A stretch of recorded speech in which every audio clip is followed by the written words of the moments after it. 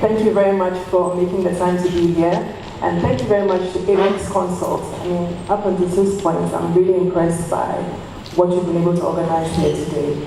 And I was just discussing with my colleague who I came here with today, that some more established organizations could learn a thing or two from you. So well done. I think you deserve a round of applause. So I'm here to share some lessons from my leadership journey. As was mentioned, a tall list of accolades and things that I've even forgotten about, and sometimes I'm even surprised that I'm awarded. But I'm here today to share with you lessons that I've learned throughout my leadership journey, throughout my career, both personally and professionally. And I'm hoping that you can take some nuggets from what I'm going to share and apply them to your life. So this is a timeline of my career, and there's some key moments that I'd like to share with you. Things that occurred that made me pay attention and kind of realize certain key things that would shape who I am and what I was going to do. So I started my career in the UK. I went to school in Ghana at St. Mary's Secondary School in Accra for 7 years. Then we were writing O-levels and A-levels. And then I had the privilege to go to university in the UK. When I went to university, I studied economics because I had a love for economics. And then I was advised by my career advisor to pursue the ACCA program and become a chartered accountant. Now, one of the things that I learned about myself, which is really important for all of us to pay attention to, is that you must know who you are. Now, knowing who you are is a really deep statement. It's not just knowing your name and knowing what you like, knowing what you like to eat, knowing what you like to do, but it's about knowing who you really are. What are the things you like to do? What are the kind of projects you enjoy? What kind of people do you like being around? Okay. And I learned without a shadow of doubt that I don't like being around people who talk a lot. I don't like talking too much. I'm very measured in what I say. And I certainly can't stand being around people who talk way too much. Now, think about the implications of that. Think about being in a work environment, having to go to long meetings, which sometimes I have to go to. And sitting there, and some people are not getting to the point, and they're talking, and they're talking, and they're talking. And I have to resist sitting down, rolling my eyes, and just like thinking as soon as this is going to be over, okay? But knowing who you are, knowing what you like, knowing the fact that this is something that doesn't agree with you, will enable you adopt the behaviors you have to adopt to deal with those situations. Okay, so I can't just sit back and say, I don't like people who talk too much, and therefore I will ignore them when they're talking. No, everybody has something to say which is important. You're going to work with different kinds of people, so you have to adopt a strategy to deal with that situation. So what I tend to do is, I have to be very present in the moment, focus on the individual, use all of my energy to listen to what they're saying, as painful as it may be, and trust me, sometimes it's very painful. But I have to make that effort because this is how life is. So it's really important to know who you are, to take time to be by yourself. Some people are afraid to be by themselves, but it's something that we have to learn to do, to be by yourself, learn who you are, learn what you like, learn the best environments you operate in, learn the kinds of projects you like to do. This will influence the direction your career will take. Okay, so lesson number 1 is knowing yourself. Aristotle, who was a famous scholar, said, knowing yourself is the beginning of all wisdom. Okay, so it's really important that we know ourselves. I'm going to ask you a question. How many of you are introverts? Who, when they spend a lot of time with people, their energy is drained, so they need some time to be by themselves to recharge their batteries. And that's all this is. An extrovert, on the other hand, gets more energy from being around people. So for example, I'm here with you, I love speaking to you. It's really great, I'm happy to be here. But when I'm done, I'm drained. But when I go to my hotel room, I need about an hour by myself to just relax, appreciate what went on, and I'm okay. An extrovert will stand here, talk. When he's done with you, he's fired up to do some more talking because he gets energy from the crowd. And that's the difference. Okay, so know who you are, understand who you are, what you do, what you like. There's nothing wrong with being an introvert. It's one of the most misunderstood words. misunderstood phrases. It doesn't mean that you don't like people. It just means that being around people drains your energy sometimes and you need some time on your own to recharge. So introverts, we are introverted and proud, right? Okay, good. So the next lesson that I learned is that creativity is really important. So in 2001, I found myself in a really great job in London, nice company, multinational. I was one of 12 financial accountants, beautiful building, gym in the building, free food in the cafeteria. From the outside, it was a dream job. But I wasn't happy because I felt that what I was doing was just number crunching. I was just putting numbers in Excel spreadsheets and doing all sorts of macros and writing all sorts of codes and generating reports for the board. And I just felt that I wasn't adding value. Okay, so you see on the presentation, if you can see, I've said number crunching is not my thing. I'm not a number cruncher. I like to feel that I'm adding value to the process. I like to feel I'm creating something new. Okay, so I resigned from that job after about a year because I just wasn't happy inside.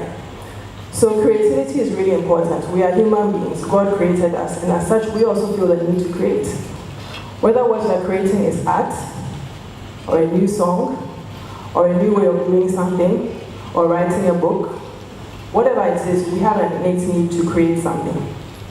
And so I had to walk away from that job and find myself into something else where I felt satisfied and valued and felt I was actually adding to what people were receiving from me.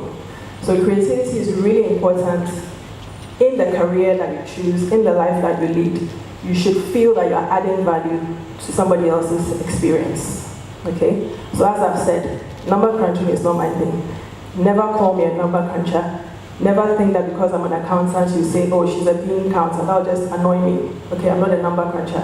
It is not my thing. And I'm sure if you find yourself in a situation where you think you're just punching numbers and not doing anything of value, you'll probably feel the same. So creativity is key, it is important, and we must search for it in all that we do. Now, the third lesson I learned is that life is a continuous learning process. So once again, I found myself having finished university, having qualified as a chartered accountant. I was tired of studying. Does anybody know anything about writing ACCA papers? Okay.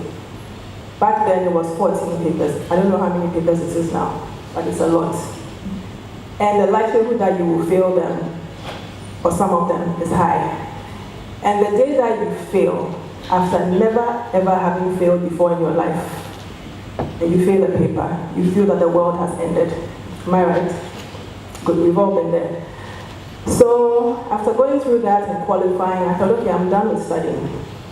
When I found myself in a job in our profession, where it's important that you know what's happening in the world, because things are always changing. Laws are changing. Fraud is occurring. Things are happening. You have to keep abreast. And honestly, I was lazy.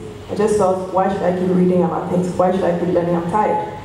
But I learned a tough lesson through experiences at work, that in order to stay relevant, in order to differentiate myself from the next person, I had to continuously learn, which meant I had to read The Economist, I had to go online, I had to be abreast of mergers and acquisitions, I had to know which clients could no longer be my clients because they had merged with other clients.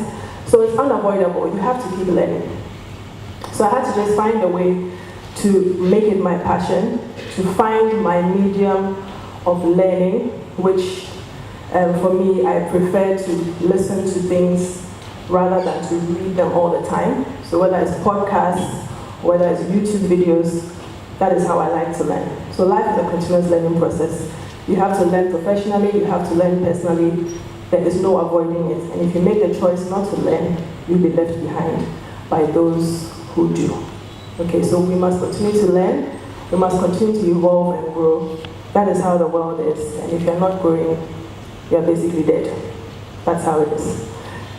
So at that point, that's when I realized that it was time for me to specialize in my career. It was not enough for me to just be an accountant. I always say that it's not wrong being an accountant. It's like being a general practitioner if you're a doctor. But I wanted to be a surgeon. Okay, so I decided to specialize in tax. So I did my research of the profession, and I realized that tax professionals are few and far between. As such, we get paid a lot of money. As such, we have a job in every country because guess what? Everybody in the world pays tax, correct?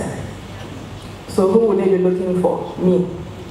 So I had to make that choice to do even some more studying to differentiate myself once again. So like I like to say, in the world of doctors, if we're comparing ourselves with medical professions, my colleagues are the general practitioners, I am the brain surgeon, okay? So if you want to be a brain surgeon, you need to continue evolving and learning. So that was my lesson number 3. So lesson number 4 was to identify problems and to solve them. So I always say that if my life was just about going to work every day and doing taxes for people, what would be the point? It's more than that. I am a problem solver. I'm just doing it through tax. I could be doing it through baking, by making my people happy by eating cake. I could be doing it through gardening, by making gardens look beautiful. At the end of the day, whichever medium I choose, I'm a problem solver. That's how I see myself, and I put smiles on the faces of my clients, eventually myself as well.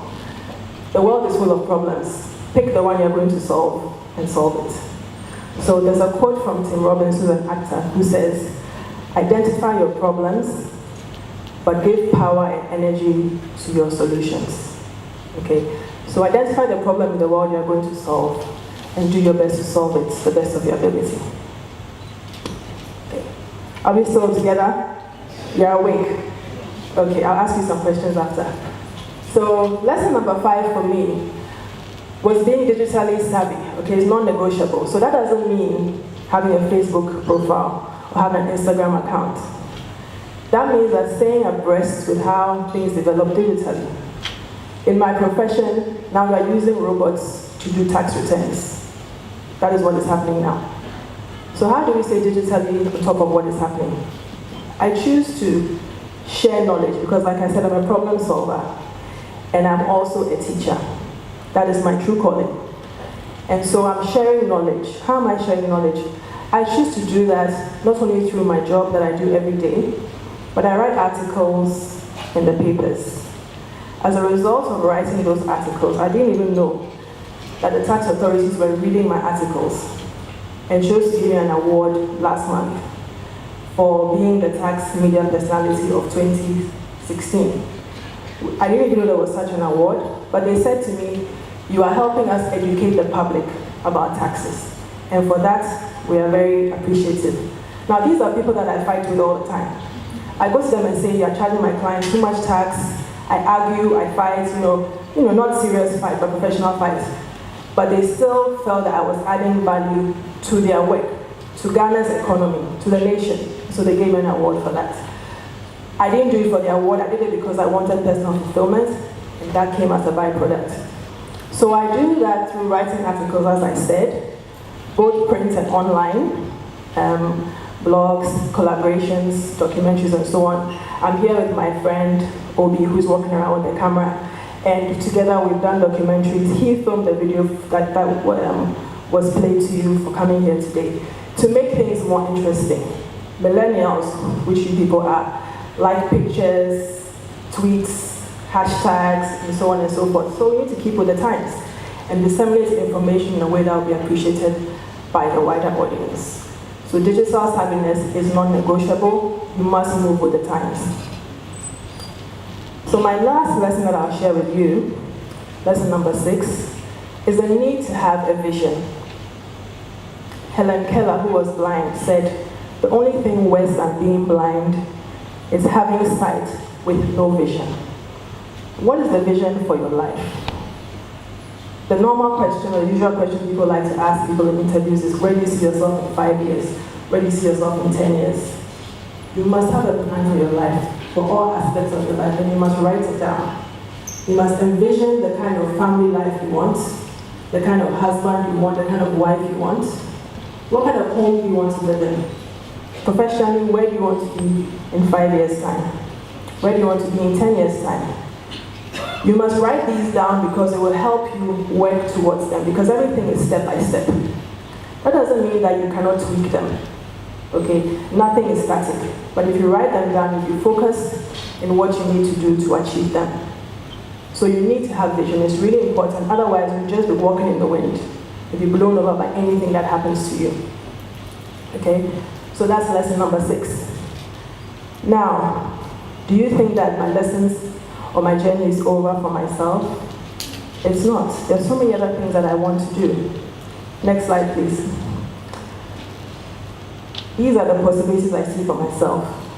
A government advisory role. I think I can play a role advising some government institution, if not here, somewhere else. I want to create a PwC foundation where we can do our corporate responsibility in a more organized format. I may possibly be on the board of an educational institution. I've written it down. I don't know which one, but it will come to me. I possibly want to do some lecturing or teaching. I'm already doing that within my firm. So again, it will come to me. I want to have a magazine column. I've already submitted one article to African Business Magazine, which they have accepted, and I'm sure others will come my way. I want to do some podcasts and maybe a TV program, and I want to write a book as well. Within my firm, I want to start a PwC scholarship scheme to add to the schemes that Propel ED mentioned here. I want to have a wider responsibility for corporate responsibility. For now, I cover West Africa. I want to go for the whole of Africa. I want to develop PwC global training programs, and I want to mentor other partners. This is my plan. It may change, but at least I've written it down, and I'll work towards it. And the thing is that when you write these things down and focus, suddenly the opportunities just come. They just come. I was approached to speak here. Before this, I was approached to speak to young accountants. That's where the guys saw or heard about me. And so one thing leads to another, okay? If you write it down, if you think about it, if you pray about it, suddenly your eyes open to all opportunities. Someone speaks to you, you take that chance, one thing leads to another, okay? So, last slide, please. What is your journey going to be like? The famous philosopher Lao Tzu said, the journey of 1,000 miles starts or begins with one step. So you need to think about where you see yourself. You need to know who you are. You need to be creative. You need to know that life is a continuous learning process. You need to identify your problems and pick which one you're going to solve. You need to be digitally savvy, and you need to have vision, okay? You need to start your journey with just one step. It takes just one step. When are you going to take that step, and which way are you going to go? Thank you very much for listening.